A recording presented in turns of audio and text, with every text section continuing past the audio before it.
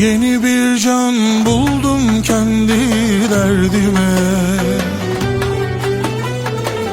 Suç ortağı oldu serseri kalbime. Bendeki bu değişim hoşuma gitti, tadı da güzel. Dünyama girişim hoşuma gitti, şekli de güzel. Sen benim başıma gelen en güzel şey. Aşk kokusu var, havada aşk kokusu var. İçimde dört nala, kalplerin koşusu var. Aşk kokusu var, havada aşk kokusu var. İçimde dört nala, kalplerin koşusu var. Fazla bir şey istemem sevgilim, yanımda uyusun, biraz da rumda uyusun.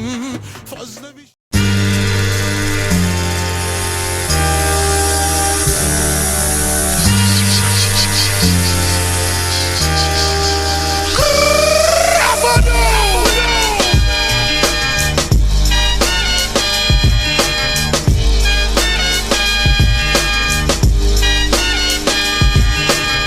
Your time is up, my time is now. You can't see me, my time is now. It's the franchise where I'm shining now.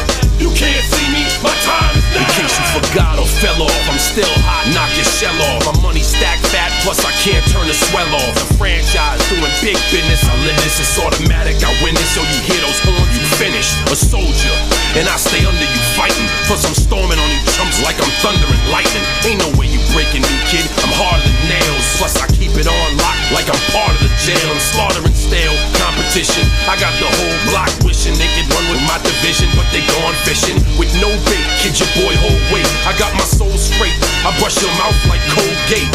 In any weather, I'm never better. Your boy's so hot, you never catch me in the next man's sweater. If they hate, let them hate. I drop your whole clan. Lay your ass down for the 3-second tan.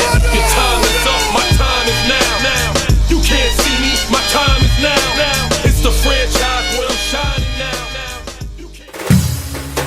Ако изгубите надежда, губите по някакъв начин и жизнеността, която поддържа живота ви.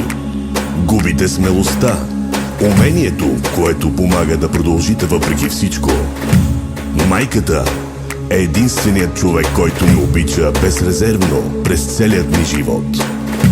Това е една история, вдъхновена от реалният живот.